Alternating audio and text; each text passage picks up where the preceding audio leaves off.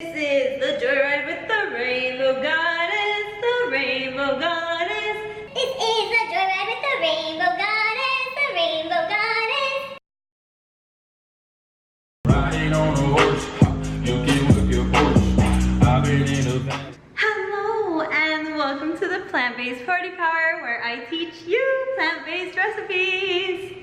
In today's episode, I'm going to teach you how to make a fermented cheese. Yep, folks, everybody, you can calm down. It's just fermented vegan cheese.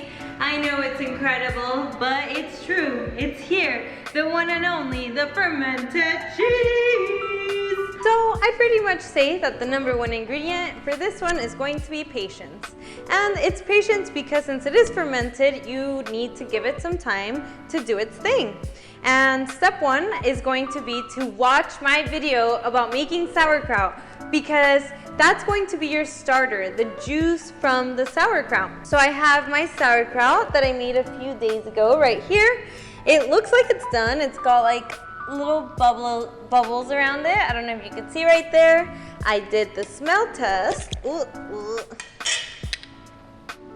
Smells sour. So I'm removing the bag and I'm checking around to make sure that no mold formed, and it didn't, so good thing. And I do want to do the second test, which is going to be my taste test, just to make sure that that liquid does taste fermented.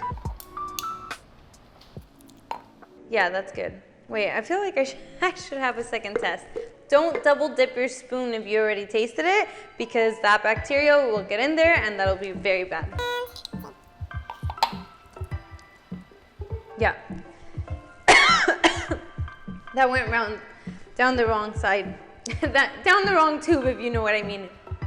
Okay, so I'm going to use my cheesecloth and my strainer so that I could squeeze all that liquid out first. And of course, I'm gonna wash my hands to make sure that they're super clean, and use a paper towel to dry my hands so that I'm not using a dirty towel that's just gonna get more bacteria back on there. I'm also going to take my ring off, and I'm going to grab a bowl so that it can squeeze into something.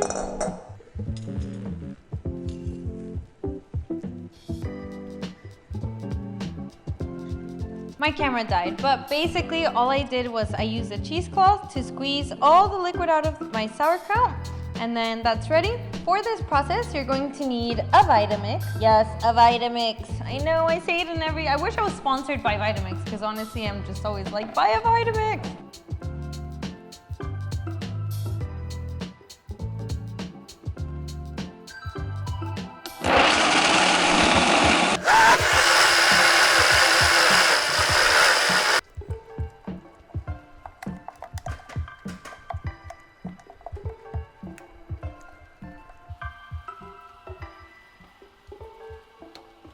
You see how it's starting to get streaks? It's starting to stick together. That means it's almost done, and so you just want to keep moving it along.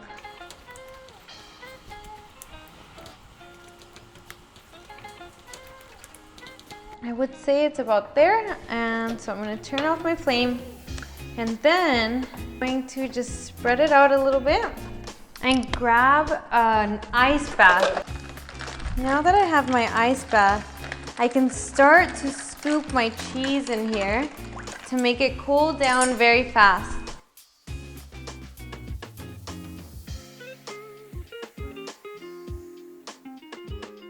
And then I'm gonna use this little tiny cookie scoop for the last one, because I don't have that much.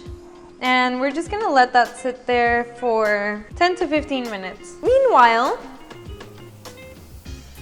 we're going to prepare our flavors for our different cheeses. Set it up in our cheesecloths right here.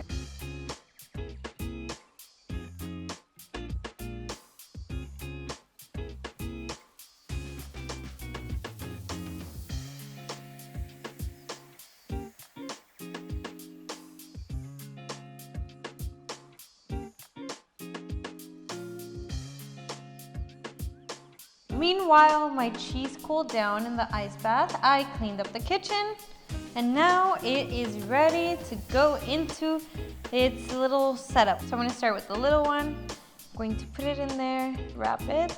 I'm gonna kind of just roll it in there. Make sure that every little crevice is covered with the seasoning. There we go. And now I'm going to wrap it up, kind of tight.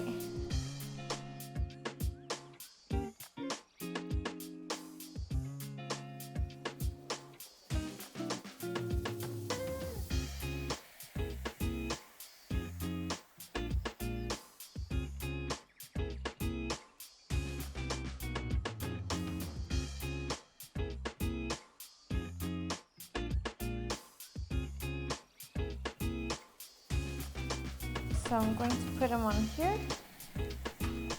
And that allows that extra liquid to drip out of the cheesecloth. So now we're just gonna leave it sitting out for 3 days, and then we're gonna check on it after the 3rd day to see if they're ready.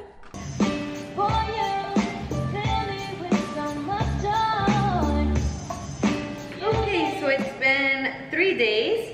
And I did already check a couple of the cheeses, and I want to say that the cheeses that I did with just the pink Himalayan salt, because it was so finely ground, it actually ended up making the whole thing taste like way too salty. So that one, I would say just don't do it that way. So there's that one. Now this one I haven't tried, which is the one that is just with the smoked salt. Let's uncover the baby.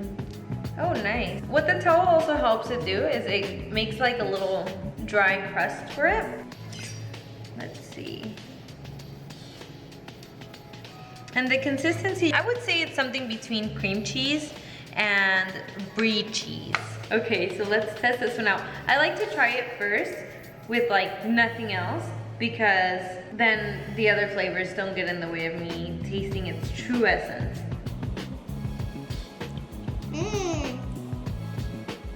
Oh wow. I mean, that salt is just delicious. It is still on the saltier side. Like, I would compare it to like a goat feta. So good recommendation, buy some habanero smoked salt. So this one was the smoked salt and smoked paprika. Ooh, I feel like I like this one even more. It's got a little bit more of a kick. It's a little bit less salty and a little more smoky. So this one, I did salt, herbs. And let's try it out. I like how artisan these cheeses look. That's really good.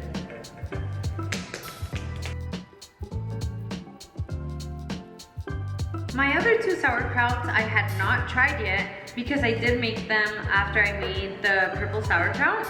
I used the juice from the plain green sauerkraut, but after I tasted the actual sauerkraut and I decided that it needed to ferment more, so I ended up adding salt and water to it to see if that would help it keep fermenting. I've never done that before, so I don't know if it works, so I'm gonna try it out. That tastes fermented. Nice. The other sauerkraut that I made, I put ginger, garlic, onion, soy sauce, a tiny bit of sugar, a little bit of apple cider vinegar. I think I used like a little tiny piece of morita chili. I bet this one's gonna be really good.